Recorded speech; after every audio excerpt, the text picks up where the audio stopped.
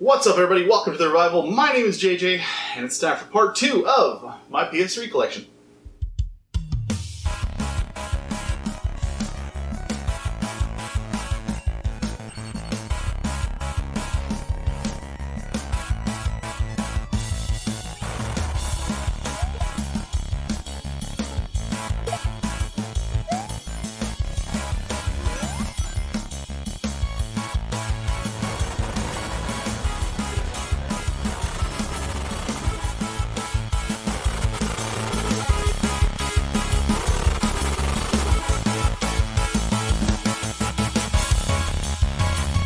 Alright, let's just hop into it.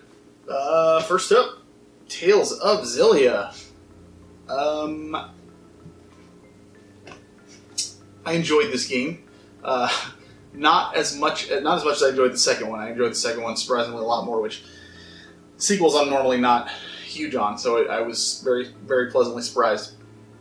The only thing is, I didn't like this game as much as some other people that I've talked to about the series. Like, a lot of people swear by this one, say it's one of the best in the series.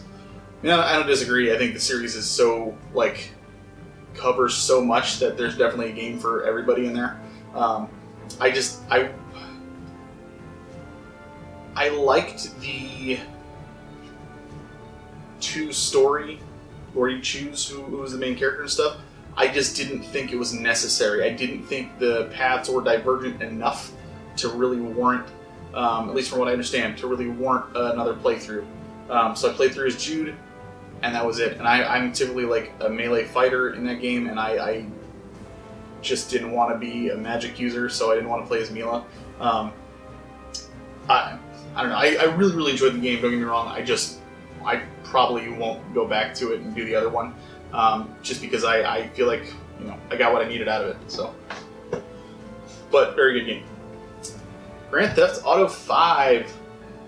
I just got this on PS4 sometime in the last year and a half, and I need to go back and finish it because I really like this. The problem with Grand Theft Auto games, though, for me is I love playing through the campaign, but good lord, it's impossible not to get sidetracked. You always just want to get sidetracked and look for stuff, just drive around, just see how high you can get your crime rating. You just want to go nuts all the time, and that's what I did. I got through some of the campaign, and then I was like, oh, I'm just going to go dick around now. And then I just stopped playing. So I need to buckle down, and because I really like the campaign, I like the story, I like the characters. They're great. I need to buckle down. I need to actually complete it. And I will on PS4 at some point. So definitely will get back to that one, because phenomenal game. Because you've got to have... if you're a gamer, at some point you bought at least one Call of Duty game. Yes, I have bought Black Ops. And honestly, the reason was because I wanted to play the campaign. I am weird in that I like the campaign in these games. I think they're just fun to run through. That's what I did. I did not play a lot of multiplayer. I think I may have tried a little bit, but God,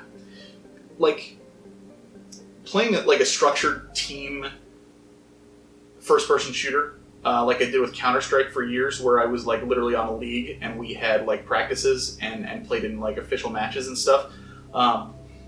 It's very different from going into just a public game where people just don't care and they just go nuts, and there's no teamwork, there's no coordination, it's just chaos.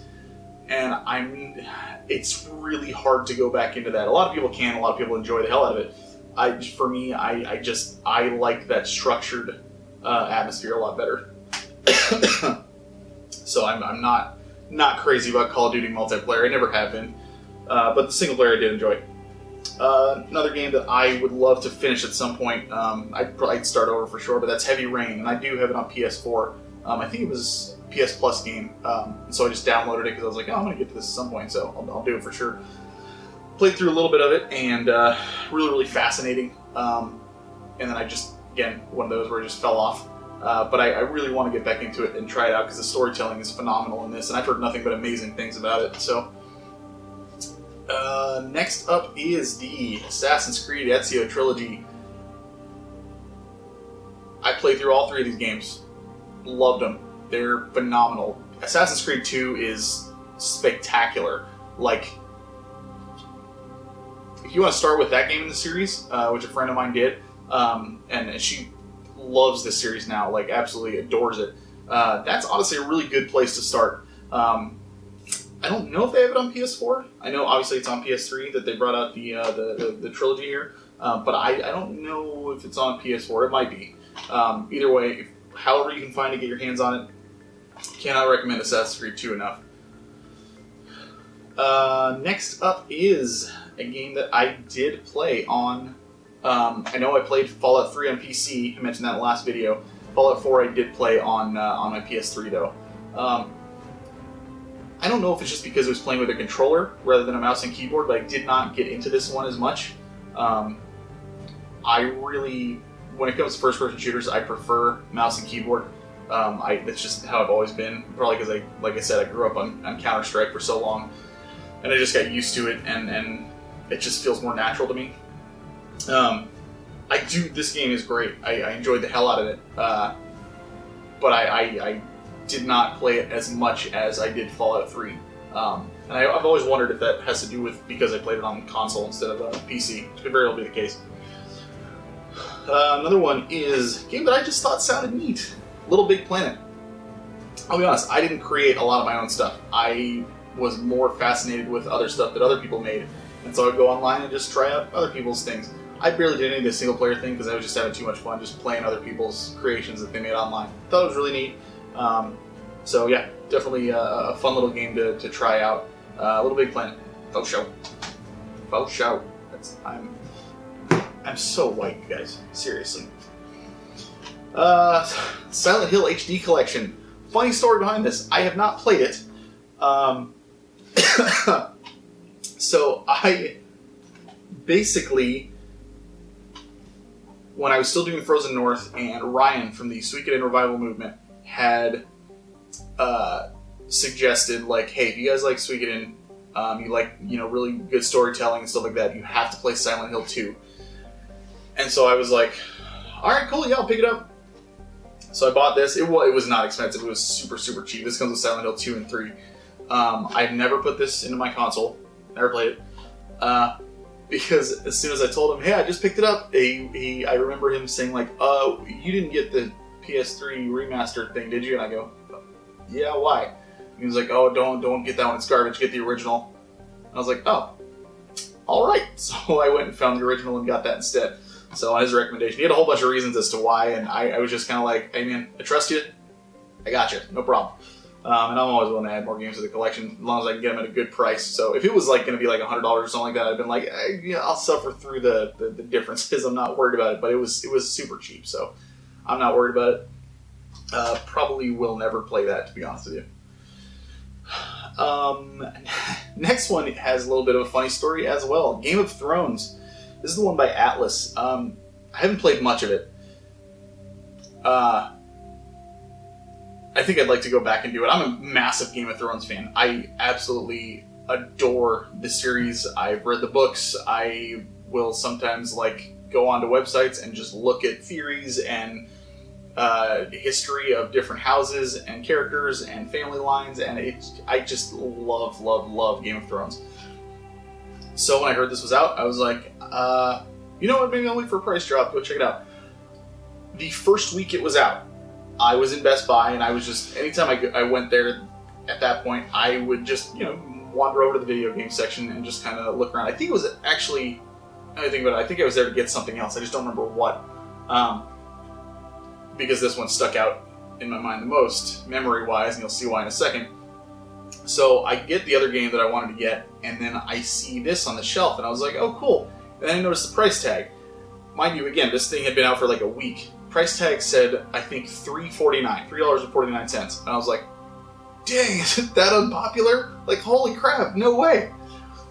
So, and I looked at the labeling and everything, and I was like, sure enough, that's what it says. I was like, damn, that's crazy.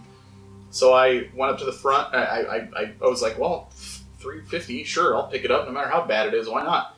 Grabbed it, went up to the front, and they started scanning my stuff. Scanned this, and it pulled up, $59.99. And I was like, the thing back there says $3.50, and I'm not normally one to stir the pot. I was fully prepared to just be like, okay, I don't want it then. I'll get it some other time. Don't worry about it. The guy was super nice. He was just like, well, let me double check, because I told him this is what the sign said. You know, if it was wrong and you guys can't do it, I totally understand. It's fine. I'm not gonna make a fuss about it. I just won't get it. And he's like, well, let me double check. So he had a manager go back there, look at it, called him back up, and he was like, yeah, that's what it says. This is our mistake. So go ahead and give it to him. So I got this for $3.50 when it was brand new, and it was awesome. And I played it for like an hour, and then I just didn't go back to it because I don't remember liking it that much. To be honest, I don't know. I don't remember too much about it. I just remember kind of being like underwhelmed when I played it. So, but can't complain for $3.50. It's not too bad. I wonder if, because I used to put the receipts in a lot of stuff. Oh, it is in here. So, yep, $3.49. That's so awesome. Yeah, I was pretty excited about that.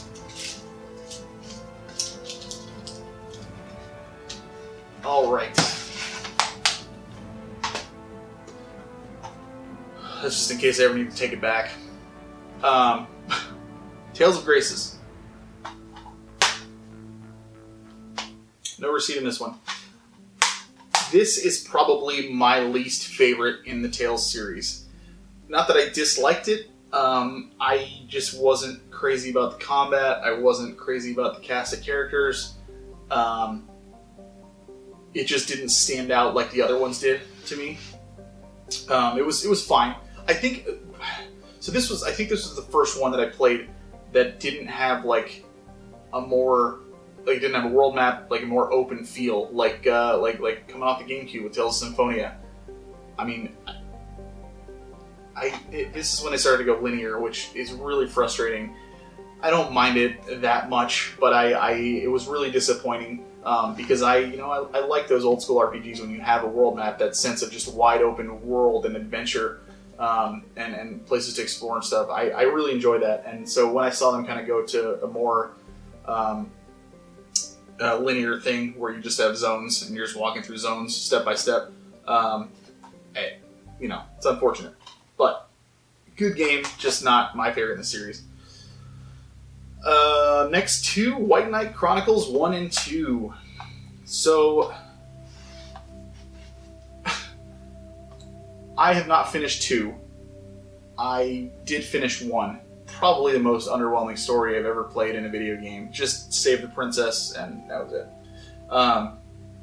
And 2 I started, but I never finished it. What I really remember about these games, though, is the character creation. I really liked making your own character and getting to basically make him be whatever you want. I remember being a mage, but you could be a frontline fighter, you could be a bow user or something like that. I really, really enjoyed that aspect, and having that character be a part of the story and a part of the main cast. Because your character isn't the main character of the story, it's more of a supporting role to the main character, which I think is really, really kind of an interesting concept. And I enjoyed the gameplay a lot in these, and the online stuff was really cool because you could build your own towns and stuff, which was really neat. And then you could, have other people come and visit your towns. I played a little bit with my cousin. Never really got into 2 that much, but I remember the side stuff in 1 was good. The main story was just really underwhelming. It's hard for me to recommend them because they're not going to be for everybody. But if you're somebody who likes to create your own character and would like to put yourself in that person's shoes as kind of like a member of the group, then it's kind of a neat little thing to try out. And when you get to the second one, your stuff from the first game carries over, which is really neat. So, and that was another thing that hooked me.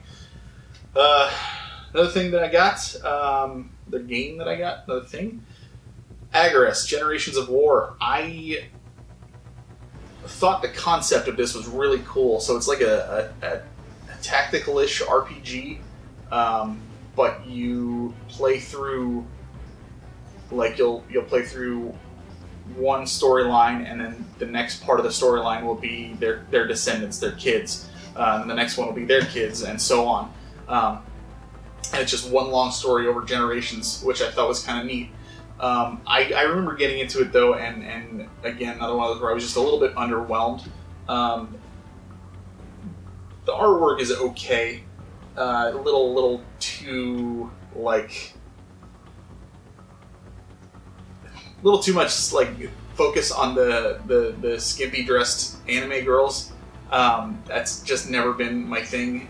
I always am just like, man, put the resources to something that's going to make the game better. You know, I don't know. If you're into that stuff, man, by all means, go for it. It's just never been the main focal point for me. Because you know, if a game's not fun, I don't want to play it. I'm not going to play it just to look at pictures or you know, it's just, you know, I need some meat on my games.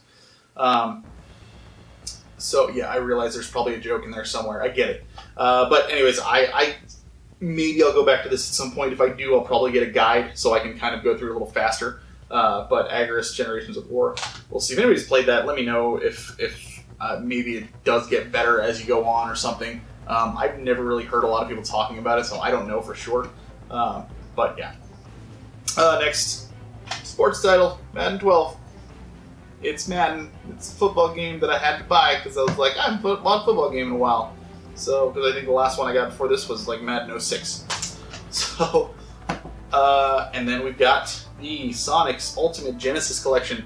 I buy these like almost every time they come out, man. I don't care. I've owned a lot of these games on so many different consoles, and they're great games. So, you know, I like having them on the newer systems so I can play them on a bigger TV, and I genuinely enjoy them. So it's, yeah, just another one of those Sega collections where it has a bunch of games. There's, what, 40 on there? Something like that? Yep, over 40 classic titles. So, yeah. And finally, for this video, last one, Ni no Kuni, Wrath of the White Witch. Fantastic game. AI is really clunky. I would say, I haven't tried it, but I would say definitely check out the remaster for sure. The artwork in this is so beautiful. The gameplay I really enjoyed. Some people didn't because of the AI, but honestly, you're controlling your character, and you can pretty much solo everything in that game as long as you're prepared and you know, pay attention to what you need to do. So it doesn't really matter what your party members do. But seriously, if you're a Studio Ghibli fan, you owe it to yourself to try this game. If nothing else, just to I realized earlier I said I'm not playing a game just to look at the art. This is one where I would make an exception on that, because man, it's really good, and it's not because it's, you know, scantily clad women in the game. It's because it's genuinely beautiful artwork to look at. Gorgeous world, wonderful story, really sad at times. But it's like a really well told fairy tale, and just absolutely beautiful game. Cannot recommend this enough. And with the new remaster that came out, you owe it to yourself for real. If you're an RPG fan, definitely check it out. Ni no Kuni. Okay, does it for part 2. We'll finish it up next week with part 3. Till then, like, comment, subscribe, all the fun stuff. Thank you again, and as always, keep on gaming.